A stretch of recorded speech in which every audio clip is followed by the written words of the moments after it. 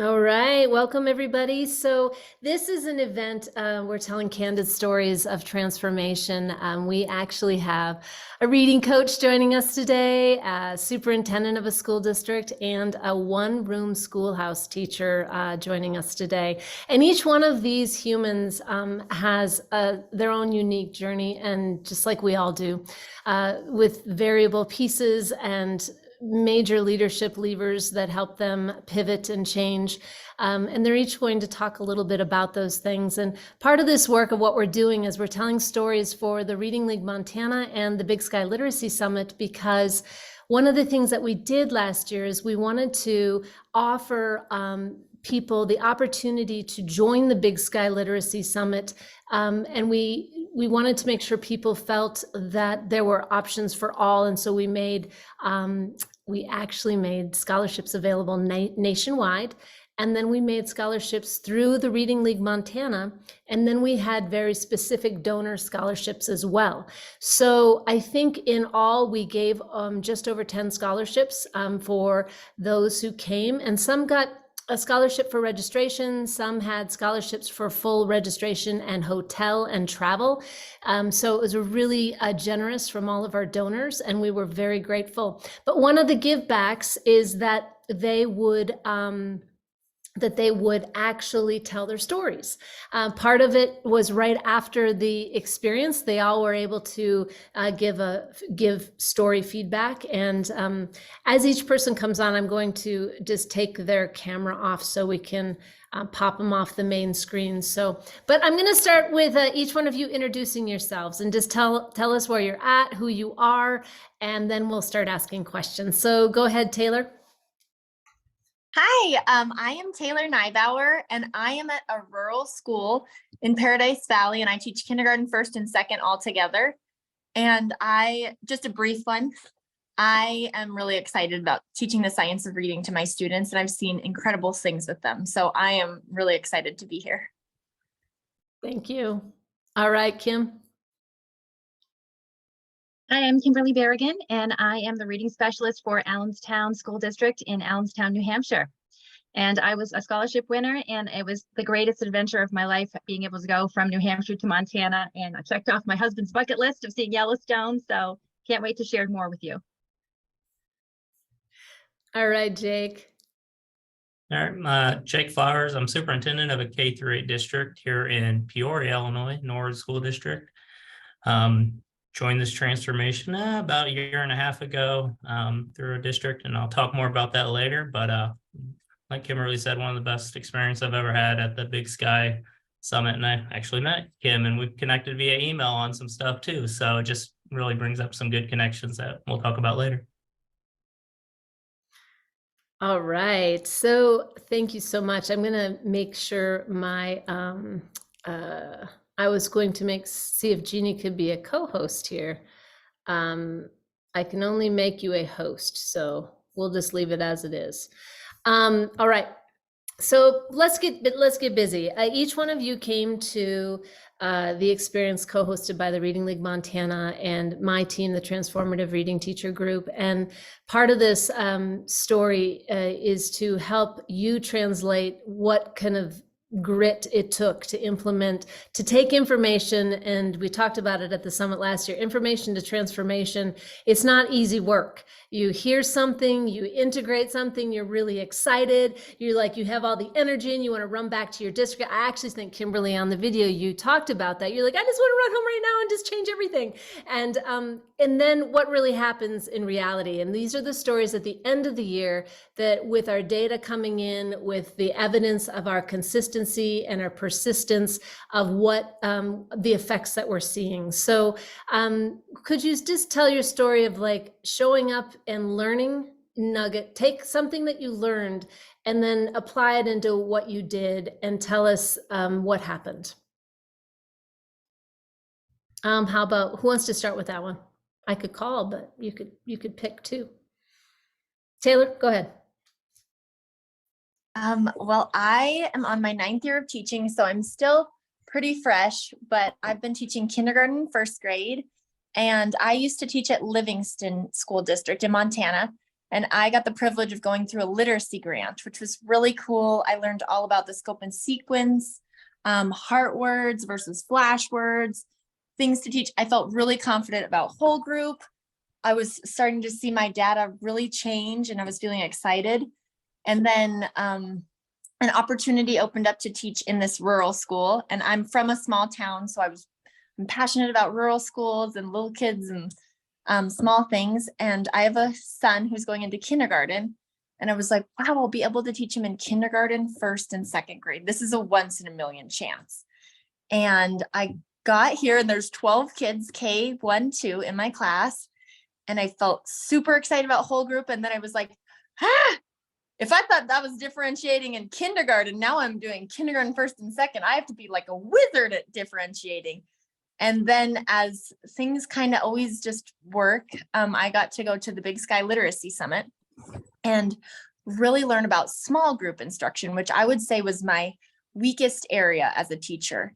And I learned a few things, but I really took away on exactly what to do in a small group with my students. So I would start with whole group, and then I get to do small group centers right after my whole group lesson. And I have been blown away by the results with my kids' data. I had a student who was a second grader, and when I first assessed him at the beginning of the year, he read 7 sounds, not words, 7 sounds, which was like, oh my gosh, we have to do something immediately. And I talked to his parents and I said, oh my goodness, I noticed this, it was a big problem. And they said, oh, was that with your Dibbles data? And I said, yeah. And they're like, oh, just don't use that. Don't worry about that data because it just takes them a really long time to memorize the book. We have to read it to them about 50 times. And I was like, okay, we can do this. And I felt like I had the Big Sky Literacy Summit in my back pocket. And I was like, I have the science of reading. Let's do this. And so one of the beauties of the small town teaching is that I just was able to put him right in my kindergarten group. And I'm like, we're just going to start from ground zero. And he has been doing incredible. Just last week, his Dibbles progress monitor, he reached the second grade benchmark after not reading any words. And he's like, I didn't know you had to look at the words to read. I just remembered the pictures. So I feel really, really proud. And then I had a student who could read anything, but could not spell even CVC words. And I've just found through the science of reading, I just feel empowered to start exactly where they're at and push up to where they can go. And it's been incredible. The parent volunteers and the principal are like, what did you say that was? The science of reading? We got to learn this stuff. And I'm like, I learned everything. I didn't know any of it coming out of college, but I mean, it really works. Like students that come to kindergarten from nature school. I had a student who did nature school instead of preschool. She knew no letters, no sounds, and now she's reading words. She just read 57 nonsense sounds. So the sounds, and she's reading like 3 to 4 whole words. And it's just, I just feel so empowered that I can help kids. Cause I've always thought that if you use love and joy, you can really impact kids. And I believe that teaching kids how to read is one of the most loving things that you can do. Now that was one of those phrases that I need to steal and put in my little phrase book. That's amazing. Thank you, Taylor. I'm just so honored that I've seen your school, and everybody. Her school is this beautiful, idyllic little school in the most beautiful setting in Montana. And it was an honor to watch Taylor teach her small group sessions one day. And so what a cool story about your second grade student. I'm glad that played out the way it did. So congratulations. All right. So Kimberly, you want to go next? Sure. So for me, I felt before I came to the Big Sky Literacy Summit that I was capable of understanding what students need, identifying where they were, and prescribing what they needed next. And I was thinking, okay, yeah, I got this. And then I was most excited to go and meet, Deb Glazier and Mary Dahlgren and Judy Dobson and all those big names and get my picture taken with them and be like, wow, this is amazing. What I didn't realize I was going to get out of the conference was all of the leadership pieces that I didn't have.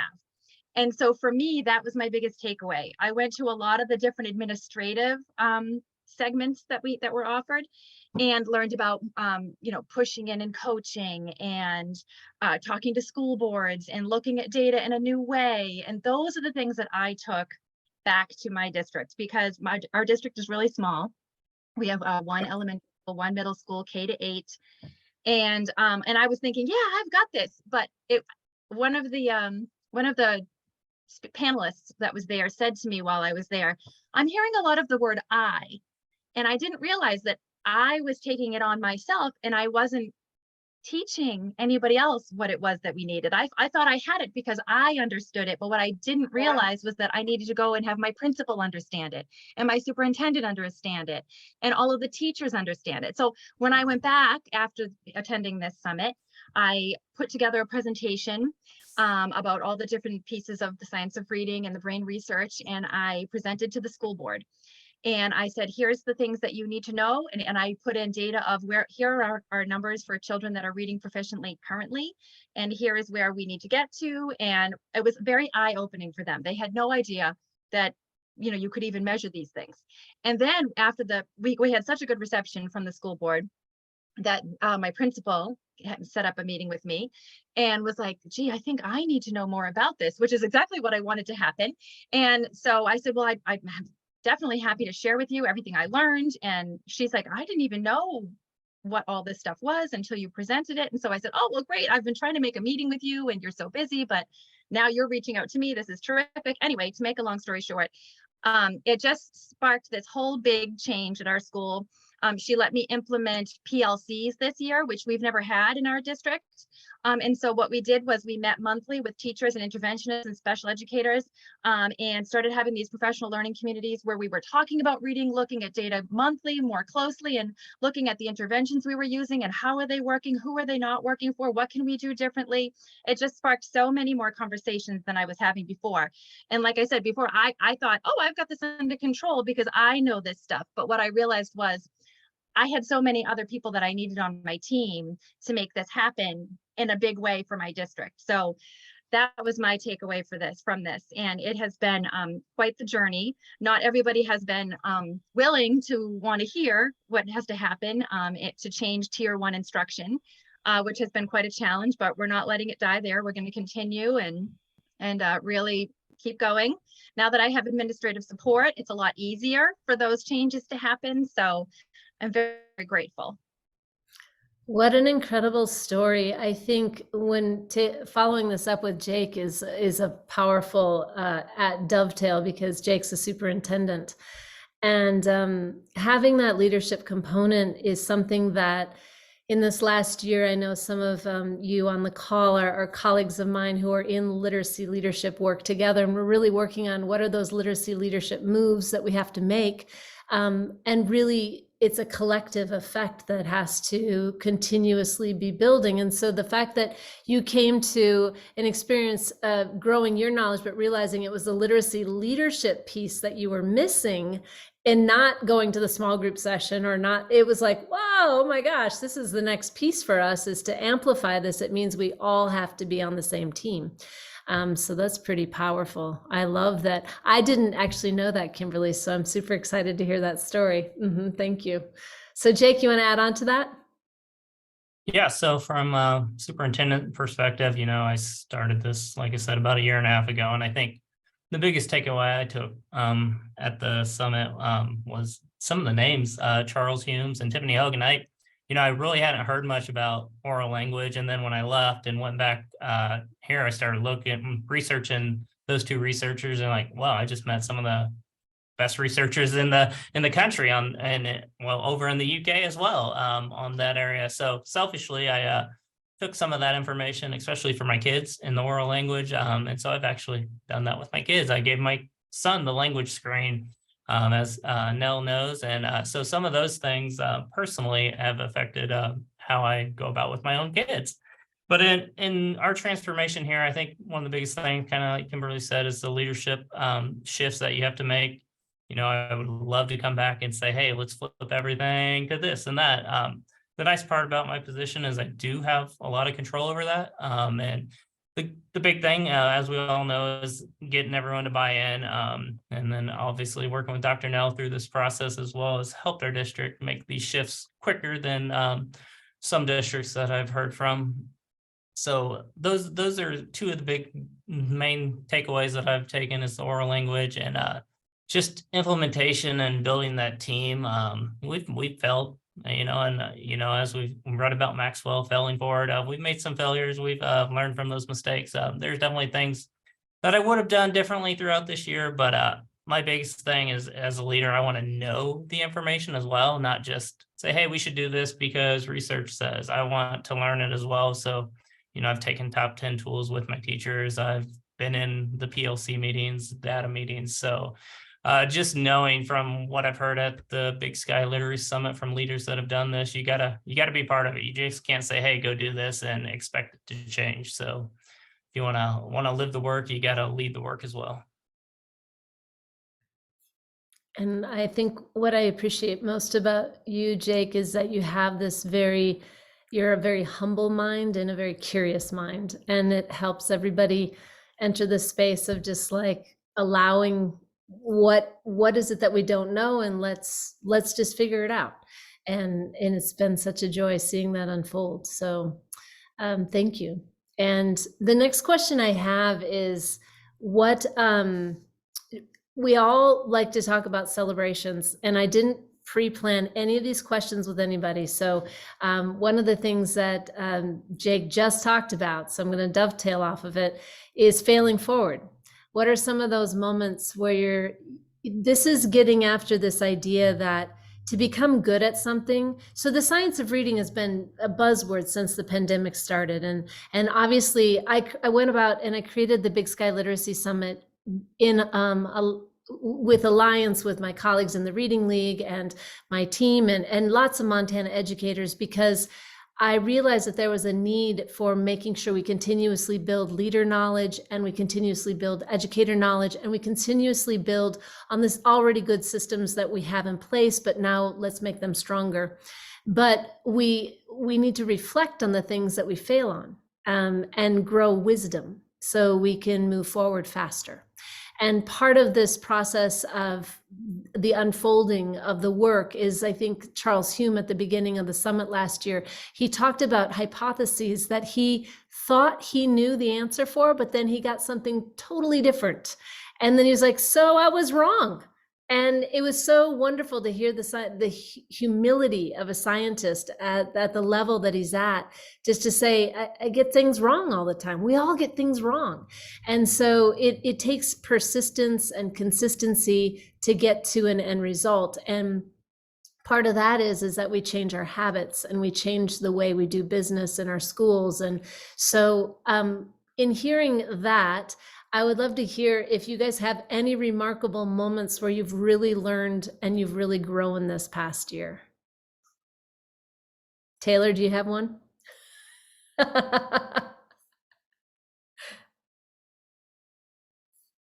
we go. Oh my gosh, many. But I love it. So I have just been I got my minor in reading through college. I felt really good. I was really excited. And then I started teaching and kids were not learning how to read. And then we did, daily 5. I was really excited. I was really into it. And kids were not learning how to read. And then I started doing the literacy grant, and most of them were reading, but there were still a few. And for me, it really came down to small group. Like I thought I could just kind of piggyback it on what we were teaching in our class, and I kind of figured that'd work. And I don't think I've probably for the last 8 years doing any justice in small group work. They were just getting some quality time with me, because this year I've been like, I have your little notes. I like copied, I put it on my desk so I can make sure I don't accidentally forget Gian. I'm like, I can't forget what Gian told us at the Big Sky Literacy Summit. Cause I'm like, it's just not natural to me, but it gets better and better. And now I'm like, okay, I don't need my cheat sheet. And the kids are like, it's so cool that you look at your rainbow chart all the time. I'm like, "Ah." But I feel like I just feel so thankful that I got to go to the Big Sky Literacy Summit and I got to learn these things because it really is making huge differences.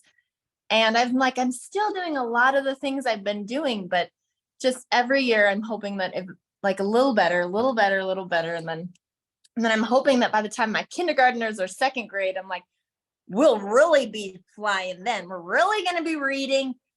I'm not going to be doing some of these things. I'm going to be really, really teaching, but I'm sure that I'll have new students and be back at ground zero. But at least I feel like I have tools. Before I felt like I'm just going to be really happy and do my best. And it wasn't really working. And I'm like, I keep learning and I keep trying and I kept failing. But I always feel like at least I'm noticing I'm failing and I keep learning. So I've been using your little cheat sheet and just making my small groups the best that I can do it.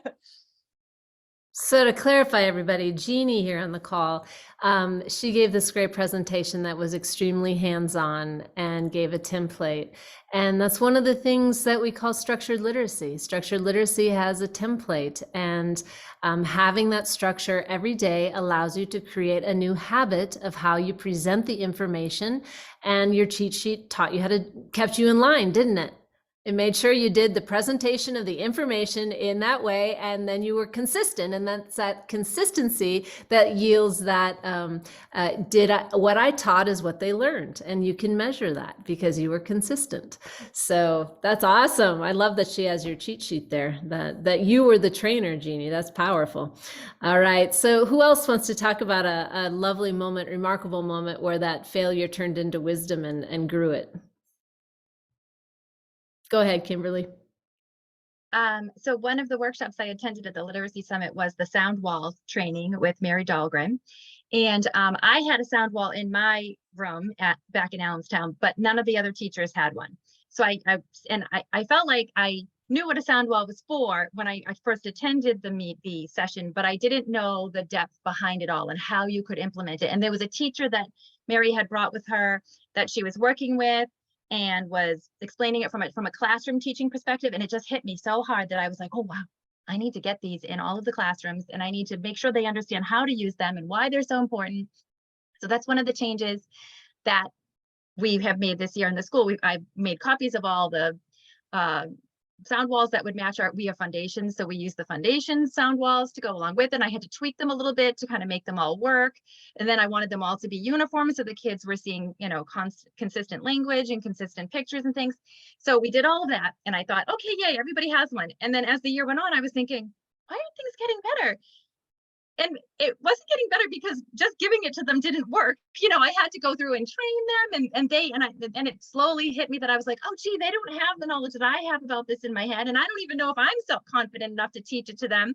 So now I talked with my principal, and one of the things we're going to do in the fall of next year is have a sound wall training as one of our professional developments so that we can, hear from somebody else who knows exactly what to do with this and how to implement it. We at least got away from word walls and are using sound walls with our trick words from foundations now, instead of having, word walls where words are up there by the first letter of the word.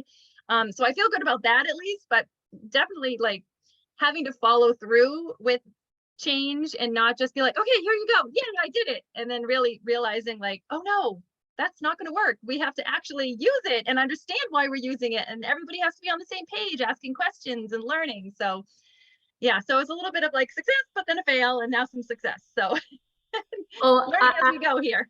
I mean, let's be honest, the sound wall is wallpaper for a while. I mean, it's totally an experience of wallpaper on the wall until you gain the confidence and the competence to integrate it within your instruction. So for sure, I've been in your shoes a lot of times. I love that story. I feel like a failure I'm like, oh my gosh. Okay, because getting it up, you think in the study of getting it up, why are these consonants on the consonant chart like this? Are they fricatives? Are they nasals? And you study it and you figure it out and you get it up. You don't just like copy it. You actually go through the process of thinking about it.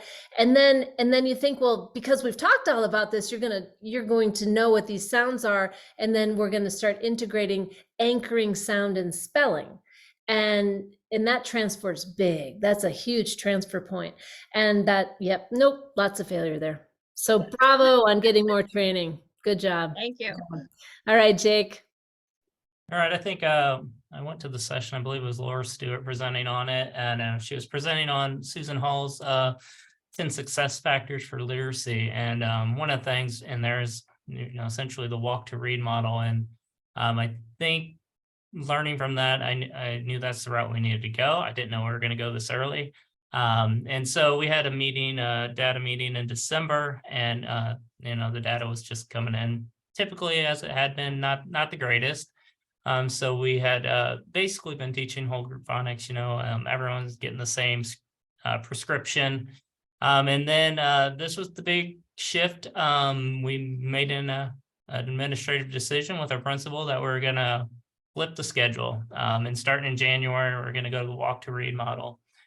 With that walk to read model, it also meant we were going to bring in another piece to our puzzle. And so we adopted another phonics Readsters program to implement for our lowest at-risk students.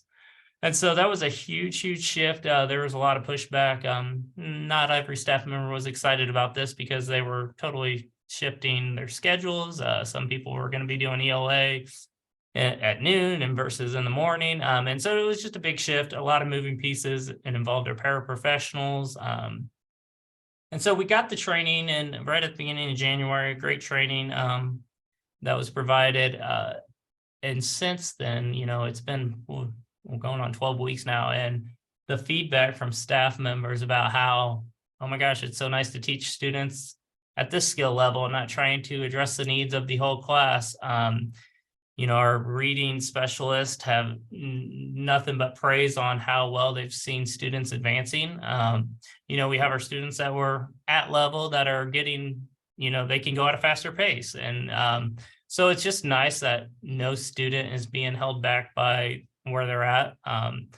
We've had kids that have been moving up quicker. They've moved on past plug-in and they are now in Boost. And so we've had students that have moved from Boost back into 95%. So it's been a good transition. It wasn't the easiest, as my principal, she did take most of the beating probably because she is the front line there on that, but she went with it, and it's been a great turnaround. We're fingers crossed, looking forward to see our data moving here when we look at the end of the year benchmarking. And we know it's not going to all solve within this last 12 weeks. We still got a lot of work to do, but the stories that our teachers will now talk about how, well, this is makes so much sense. It's been pretty unbelievable, and it's something that I don't see our district moving away from. So that was a big win, just being there and reading that book and listening to Laura present on it.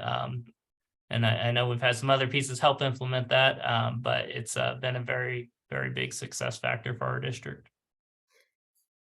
I love that nugget taken out of that, Jake, is that the smallest kernel of inspiration can lead to the greatest. It's like taking the seed for an oak tree and then knowing it becomes this massive oak that has this beautiful story for hundreds of years, right?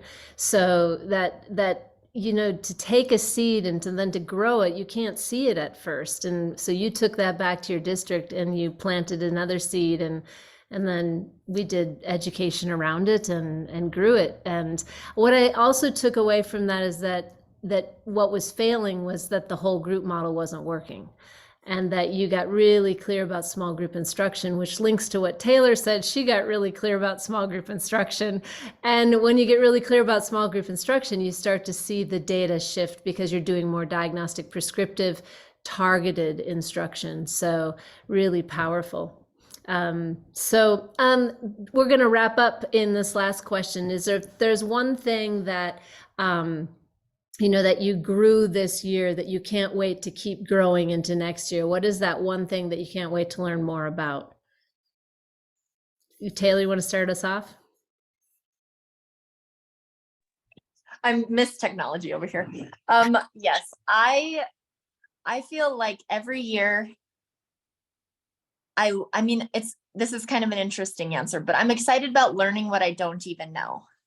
Because I keep thinking I'm like, okay, I think I know this. And then I find something completely new.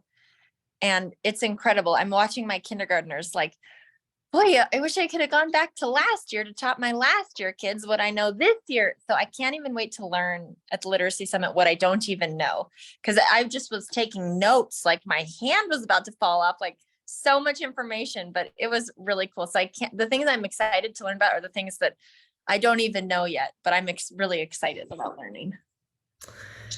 That's awesome. I can't wait to see how you learn at the summit. Taylor's one of the most excited teachers. Well, Kimberly, you're right up there too. So the fact that you both got scholarships and the level of joy that you have in this work and the level of humility just to learn more and to keep growing is evident in having you participate in the community. So thanks for being a part of the community. Kimberly, want to give us your next growth point? Sure. I think I would just have to say, continuing to deepen my knowledge of the instructional continuum and just being able to help other teachers understand it in a better way. Being able to articulate it really clearly, what's all this stuff that's in my head that I've learned, and being able to present it nicely to my staff and my administration, and just so that we can all be on the same team and continue on this journey. There's so much to learn. I love that. I feel like that every day when I'm teaching. And I think we as adults, it's so important to really reflect on our own learning processes and how we communicate information. And if it's reaching the audience we're trying to reach, because why are we teaching if we're not trying to reach the people we're trying to work with, right? And you're a coach, so you want to reach your teachers. So good communication. I have a new book I can offer you. Write me. It's a communication book. Yeah, it's a good one. Okay, Jake. All right, a similar statement. I guess just continuing that learning. As a leader, I always want to be well versed in what we're going to be doing, and it's not necessarily learning, but I guess it is. And the title is Mentors and Sages, right? So finding those mentors at this place, the connections I made. I mean, I met Linda Farrell and Michael Hunter, and they were in my school building. I've talked to Kimberly, Jeannie. We've spoken many times. So, you're learning outside of it just from the connections you make. And so that's been my biggest thing is like this setting. I've never been to some of the other big conferences, but this one felt small and quaint, and like you could go talk to anybody at any time. You might be eating lunch with them right there, and they'll talk to you. And some of those are like your big superstars in baseball. Like these are the big names out there, and they've done a lot of research, and I think that's just the biggest thing for me is just continuing to learn from those that have set the groundwork and continue to live this, because we are looking for the next leaders to continue to bring this throughout the country, just to change the lives of kids. Ultimately, that's why we're here. We want to change the trajectory of our communities we serve, and through that, we need to learn the best practices, the best research out there to bring that into our communities. And as a leader, you gotta watch how you implement that, because you don't want to do too much too quickly. But I hate that line sometimes because it's the lives of kids we're affecting. So we got to do what's best for kids, and that's why all of us are here. And that's what's so great about the Big Sky is it really is changing lives, not just for kids but also teachers and the community as a whole.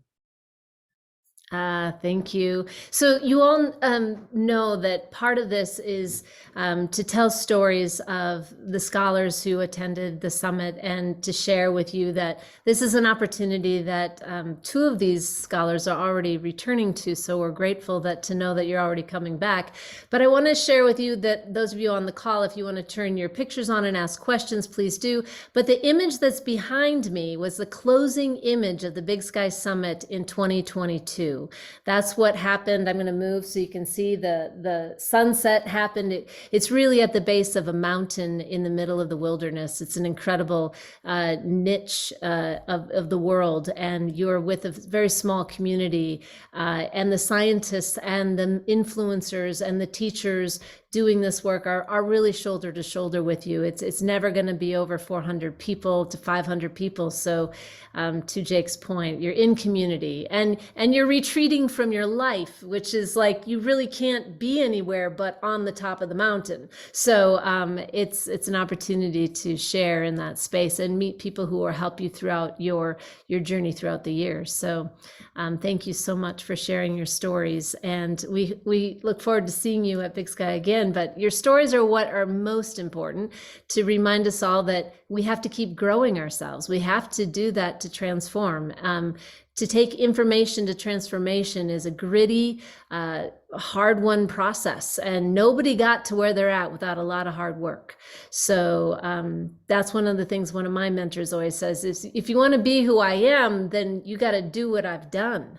And to do what I've done, that's just years of studying and reading and doing and teaching.